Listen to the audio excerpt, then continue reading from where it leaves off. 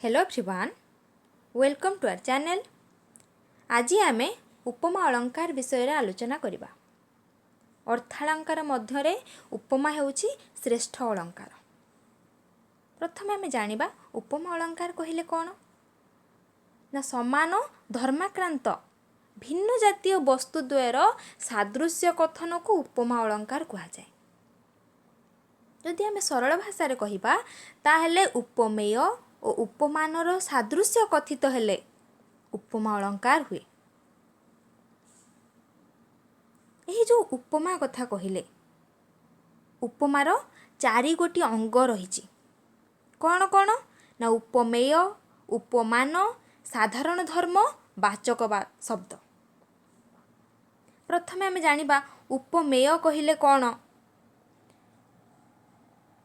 गोटिए अप्रसिद्ध वर्णनीय वस्तु जहाकू गोटिए प्रसिद्ध वस्तु सहित तुलना करा जाए ताहा होची कोन ना उपमेय।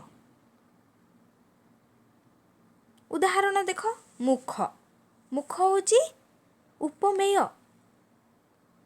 मुख एठारे नायिकार मुख उपमेय। उपमान कोन कहा जायछि ना जहा सहित तुलना करा जाए। नायिकार मुख को कहा सहित तुलना करा जाए? चंद्र सहित तुलना करा जाए। चंद्र होचे एठारे उपमान।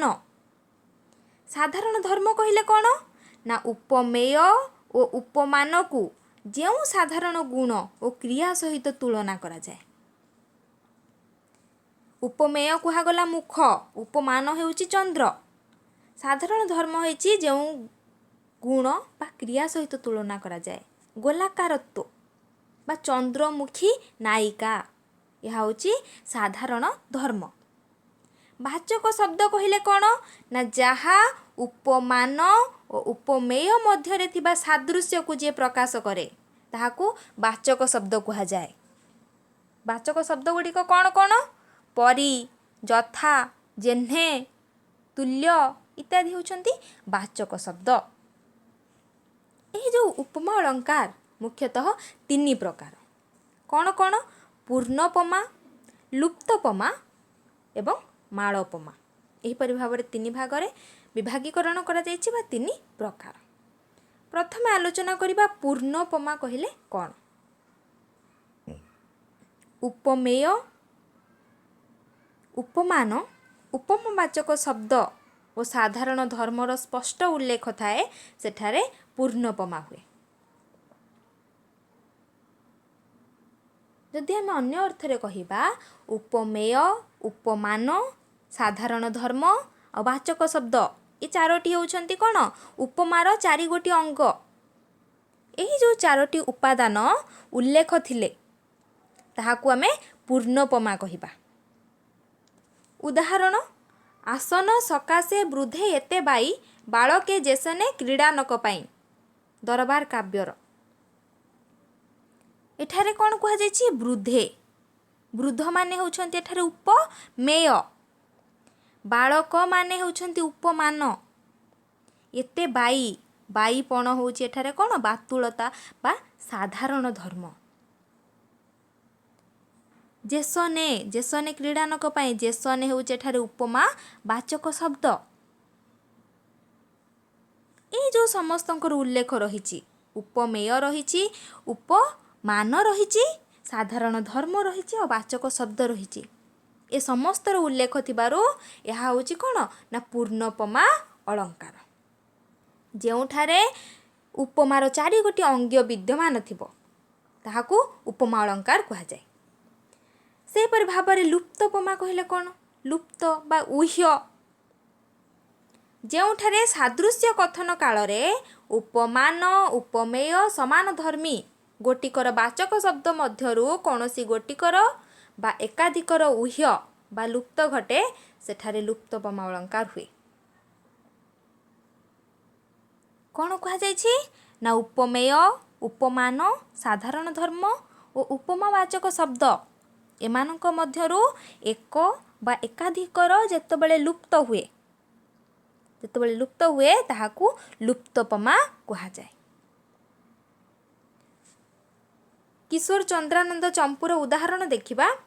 द्वितीयार शशिरेखा परी दिशी ଗଲେଣି ସେ ଇନ୍ଦ୍ର ନୀଳ ହାତୀ। ଏଠାରେ ଉପମେୟ କ'ଣ? ଇନ୍ଦ୍ର ନୀଳ ହାତୀ ଶ୍ରୀକୃଷ୍ଣ ଏଠାରେ ହେଉଛନ୍ତି ଉପମେୟ। ଉପମାନ କହିଲେ କ'ଣ ଏଠାରେ? ନା ଦ୍ୱିତୀୟାର ଶଶିରେଖା ଉପମାନ। ଉପମବାଚକ ଶବ୍ଦ ହେଉଛି ପରି, କିନ୍ତୁ ସାଧାରଣ ଧର୍ମ ଯେଉଁ କ୍ଷୀଣତା ଅଛି ତାହା ଏଥିରେ ଲୁପ୍ତ ରହିଛି ବା ଉହ୍ୟ ରହିଛି, ସେଥିପାଇଁ ଏହା ହେଉଛି ଲୁପ୍ତୋପମା ଅଳଙ୍କାର। ଶେଷରେ ଆଲୋଚନା କରିବା ମାଳୋପମା ଅଳଙ୍କାର କହିଲେ କ'ଣ? ଯେଉଁଠାରେ ଗୋଟିଏ ଉପମେୟର ଅନେକ ଉପମାନ ଦେଖାଯାଏ ସେଠାରେ ମାଳୋପମା ହୁଏ, ବା ଏକ ଉପମେୟର ଏକାଧିକ ଉପମାନ ଥିଲେ ମାଳୋପମା ଅଳଙ୍କାର ହୋଇଥାଏ। ମିଶିଯାଏ ଯଥା ପ୍ରଭାତି ତାରା ରବି କିରଣେ, ମିଶିଯାଏ ଯଥା ଜୀବାତ୍ମା ବିଶ୍ୱ ଆତ୍ମା ଚରଣେ, ମିଶିଯାଏ ଯଥା ଚପଳା ନୀଳ ଜଳତ ଅଙ୍ଗେ, ମିଶିଗଲା ତଥା ଅବଳା ସେହି ନୀଳ ତଳଙ୍ଗେ।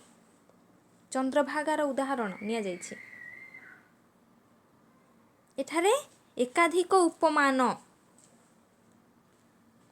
ପ୍ରଭାତି ତାରା,